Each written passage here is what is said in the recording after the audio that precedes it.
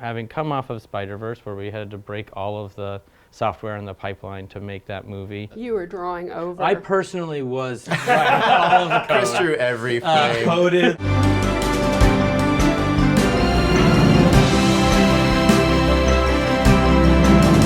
Welcome everybody to IndieWire. So we've got Phil Lord and Chris Miller, and we've got Mike Rianda, the director and the producers of The Mitchells versus the Machines. Just explain how you function when you decide to take on yet another project. I mean, what is the thinking behind that? Why do you like being involved in so many things? Well, believe it or not, we do say no to lots of things. You wouldn't know it, but you don't hear about those things. But when we come across something that feels really special and that we feel like we can contribute creatively to, it gets us really excited. We met Mike in the hallway while we were making SpiderVerse, and he and Jeff, who were working on the script and working on early versions of the movie together, they felt like us from back in time when we were making Cloudy with a Chance of Meatballs. And it was like they're making the first movie, they wanted to shake things up, they wanted to do something.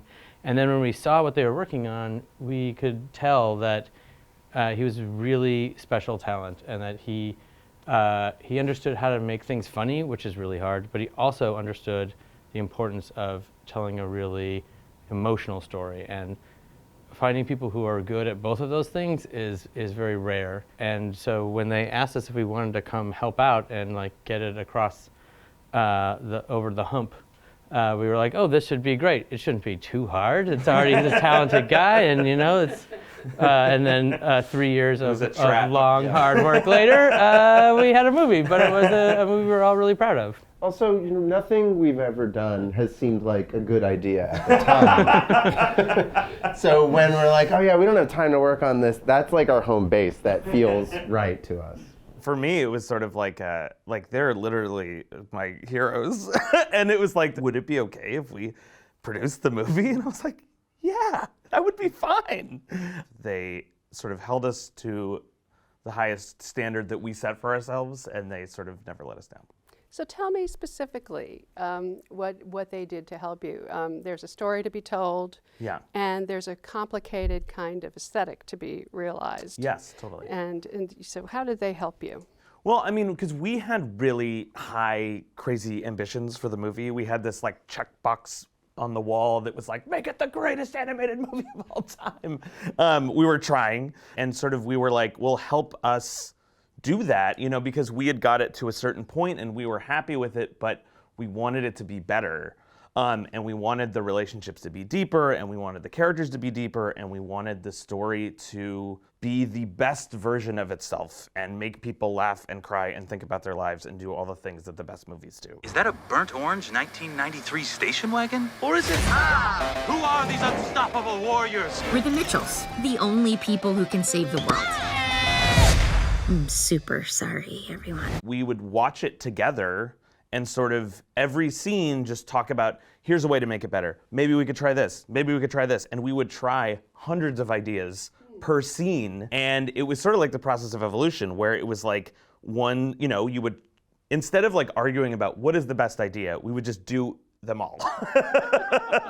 And insanely, you know, and never sleep. And we had an amazing team of like first-time filmmakers who were all really beaked up and excited. You're a first-time filmmaker. That's true. Yes, it's true. So we tried everything, and it sort of became this process of evolution where things would die and other things would grow, and we would sort of find the thing that felt together, that felt like it was getting closer to what we were shooting for. So the thing I love about this is the organic feel that it has. So talk about how you helped Mike to achieve that kind of look. We sat down with him really early on, and you know, he, like he was saying, had these lofty ambitions. He wanted to change the way animation was done. He had this manifesto about every character doesn't need to have realistic pupils, and like all these things. Like, homes don't have to look like showrooms. They can be messy and lived in, and like real people's homes. And he had this ambition that he wanted it to feel really homemade and like a watercolor illustration. And you know, having come off of SpiderVerse, where we had to break all of the software in the pipeline to make that movie, because You were drawing over. I personally was writing all of the code. Chris drew every frame. Coded and the also new software. taught himself C++. What do they make? I don't know. I write know these that's trade movies secrets. The team was really excited to break it again and find it. That was all about making it look like you're inside of a comic book, and making it look like you're inside of a watercolor illustration was a totally different thing that had all of its own unique challenges. But everyone was excited to not go back to just doing things that looked hyper realistic. And so we got a lot of the same team. We brought on an amazing production designer and character designer, Lindsay Oliveris, and she was really passionate about making it have this really handmade, wobbly, analog look that's really hard to teach the computer how to do. And the great thing about it was that everyone was excited to figure out how to do it, even though we didn't know how we were going to do it. One of the things I love about Lindsay's artwork is that she emphasizes, your imperfections, that you like the things that about yourself that you want to cover up. Like if you have bigger ears, she'll draw them a little bit bigger in this way that celebrates it and celebrates the individuality of the characters instead of trying to shave those things off for some dumb reason. So you have a movie where that choice has been made over and over and over again about taking the little things that maybe people aren't always proud of, but that are actually what make people wonderful, and exaggerating all of that. Yeah, she would always say it's like a love letter to humanity's imperfections. And so we wanted in every frame of the movie, those imperfections lovingly rendered. And it was awesome to see the team creating line tools to make sure it looked like a person was drawing, and creating these watercolor shader tools, and doing everything to make sure that a computer could draw like a person, which is very difficult apparently. But a computer ultimately is a tool like a pencil or a paintbrush. And if we, or make it too convenient, we'll just make something that feels manufactured or feels like it's done in a formulaic way. And the thing that the three of us are really dedicated to is not really making content or a product, but making films. And animation in particular is an experimental medium from the jump. And so we're always trying to remember every animated film is an experimental film. These tools that are so powerful are the same as a paintbrush or finger paint. and they're supposed to reveal our humanity and highlight it. They're not supposed to cover it up. And so we have a team that's dedicated to doing that. And so what I love about the movie is you look at it and you go, this is made with the aid of machines, but it has personality because it's made by people. And that's what we're really after. Yeah, it has a real student film garage band type, and I think it is intrinsic to the film because it's narrated and feels like it's edited by Katie Mitchell, who is the 17-year-old aspiring filmmaker, so it has her aesthetic. It was an excuse to sort of push it in its most idiosyncratic form. I'm Katie. I'm sort of a weirdo. My parents haven't figured me out yet. To be fair, it took me a while to figure myself out. So you have an ordinary dysfunctional family, and I understand a little bit based on people you actually know. Yes, it's based. I know them really well. They are my family. And my dad is Mike, the guys at the Elks Club are giving me a hard time. Did you have to make it look exactly like me? But he's really sort of taken with it now, and is how do they move? Are they like puppets trapped inside a computer? So it's been fun to sort of watch him sort of get it and understand it. But the intention of having it be sort of about my family or whatever was because I love, we all love when movies get really specific. I think sometimes, especially with animated movies, it's be really broad because we want everyone to like it. But we sort of found that the more specific we made it, and the more there was a individual specific Robertson head number 4 screwdriver, people were like, my dad had that, and that's a Canadian screwdriver, and we feel represented in Canada because you're using a Robertson head screwdriver. Is it a real That's a real screwdriver? thing, yeah. It's a real screwdriver, of course. I thought you made it up this whole time. I remember the morning of, they were like, we need to know what kind of screwdriver it was, and I was like, okay. I was going on forums for and I was like, it has to be right. You still maintain close friendships with the people on the Reddit. Absolutely, yeah, no. And the Robertson people have paid us very well. So the other question would be the voices that you had to bring in here. So Danny McBride obviously is perfect, and Maya Rudolph and Abby Jacobson. What did they have to be able to do that made it work? First and foremost, we had to like love them, and we loved Abby. It's like Broad City is one of my favorite shows of all time. It's on my like TV, Mount Rushmore. And she is a writer and a director, and she went to art school, and she's from the Midwest, and she kind of like is Katie Mitchell. And it was so wonderful to sort of see her like embody that character, and every improv she did was sort of right because she was that character. Same with Danny McBride. And Olivia Colman, who every time we had a recording session, someone would be like, "Oh my God, she's incredible." She really is. And like we would write these lines the morning of for, just like maybe this will work, and like every line she hitting out of the park. It was incredible. And also like Maya, like her whole thing in front of a microphone is she wants to play. Yeah. And so that was such a great fit for Linda. She brought that to Linda of like always trying to engage you in like a fun, silly game, like, and a corny joke. And everybody brought something of themselves to those roles. Yeah. And Mike's idea was like, I want their specificity to inform the character and how they move. And that's gold when you're an animator in Vancouver trying to figure out how to do this shot when the actor gives you something so specific. It's a great jumping off point. It's hard to find spontaneity in animation because everything is planned out. The number of beads of sweat on someone's temple there was a meeting about it. Yeah. Right. But Should be 7 or like 11. right. That's too much. But when an actor is playing around and they stumble onto just an authentic, real, uncanned moment, it's really like a magical thing you have to preserve. How about we put our phones down and we can make 10 seconds of unobstructed family eye contact. Starting now.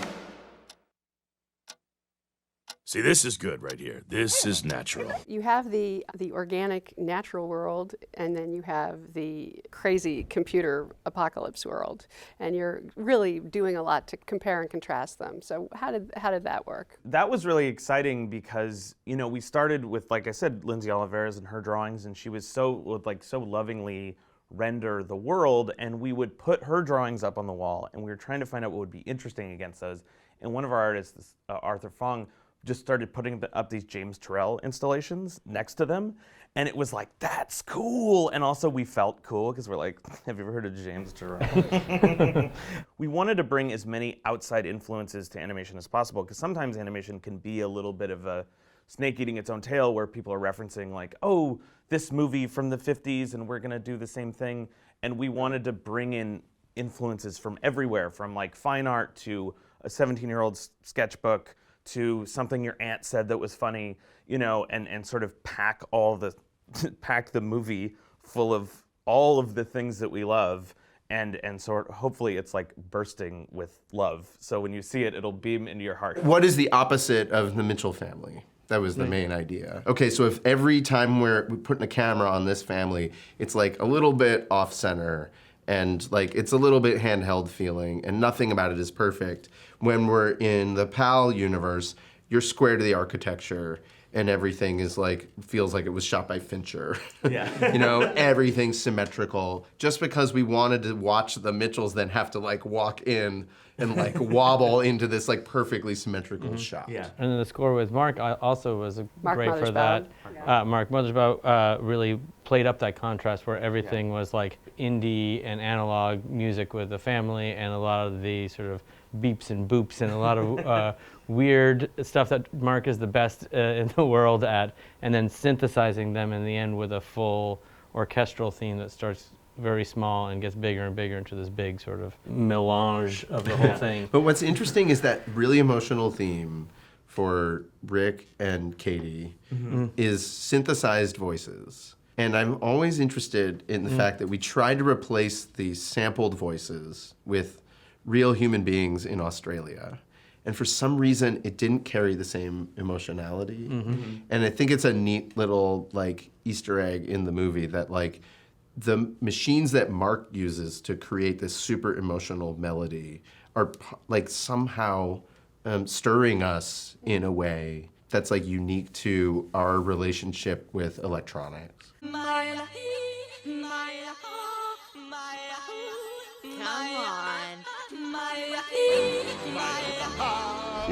What is this?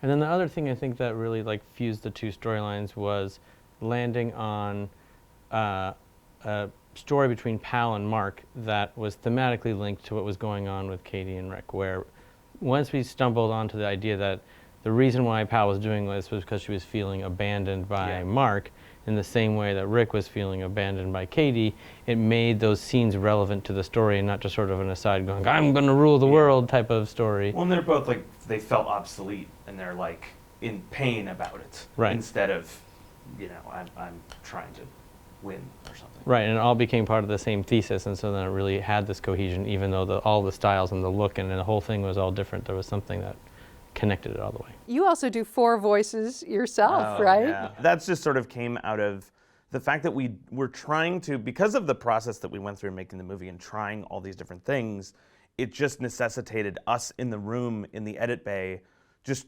writing into a microphone, you know, so we would do all these different voices, and a lot of them, you know, one of the things that we're trying to maintain is this feeling of spontaneity and stuff, and sometimes that moment when you come up with the emotional line or the, you know, joke or whatever, you want to capture that, and so sometimes we would try to get people to sort of recreate it, and it didn't work. It wasn't intentional that I'm in the movie.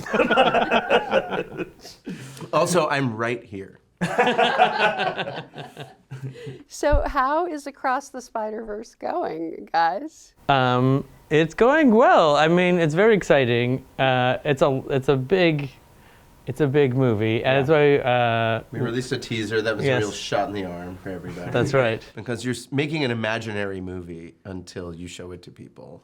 And then people got so excited about it. That was a really fun Monday. And of course, us being us, we immediately had a postmortem. We're like, all right, now let's break down what we did wrong. But you know, it's been really fun to have the confidence to go even harder and push the medium even further and take Miles to places that you couldn't have imagined while we were making the first movie. Both like physically, like bringing him to like weird universes that are drawn really wonderfully, but also emotionally, like to really, you know, give him a hard time. And what's interesting is that, you know, the Mitchells sort of built off of the stuff that we had done on SpiderVerse, and now Across the SpiderVerse is building off of stuff that we did on the Mitchells, and everything is building off of each other. Yeah, the tools that we were able to make for Mike's movie, you know, are just making it increasing the possibilities of what we can do with Miles.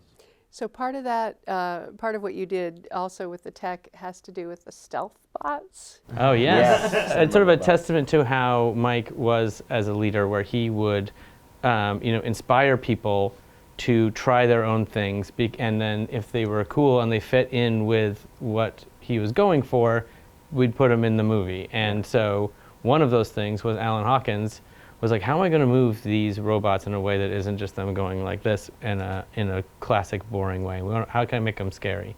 And then over the weekend, he built this tool which allows you to slice the model in whatever way you want, and then it would have this sort of glowing red interior, and then you could pull it apart into different shapes and then have it reform back into its own shape. And he did this little test and he showed it to us on like the Monday, and we were all like, whoa, that's amazing. A lot of it was like the job is cheerleading. People Yes. doing a great job, like, yes! You know, like we're doing a touchdown dance. And then he taught, well, the interesting thing is that he taught the rest of the animation team how to use this tool that he built, and they made it even more advanced. They took it and did things that he wasn't even thinking about. But it's not like what you might have done is essentially like score the robot model in the computer and say, okay, it can break here at these joints. But instead what Alan did, which is so lovely, is like I built a tool for every animator to decide where to break the robot based on what they thought was right for their shot. And that is emblematic of how we tried to make the movie, which is emblematic of how we tried to, what we wanted to show is great about the Mitchells. That family is learning to create space for one another to be who they are. Aaron loves dinosaurs. He's a kind of atypical kid. We're gonna take this exit and go off and to take him to this really lame dinosaur land because we know he loves it. Like Rick is a big weird dude, and we're gonna like create space for Rick to be Rick in our family. Katie is a film enthusiast and a queer kid who's like coming into her own, and like, yeah. There's room for her in this family. Like that's kind of how we wanted to represent like health, and it's how we want to represent a healthy crew. Thank you. Great. This was wonderful. No, Thank you for taking the time with us.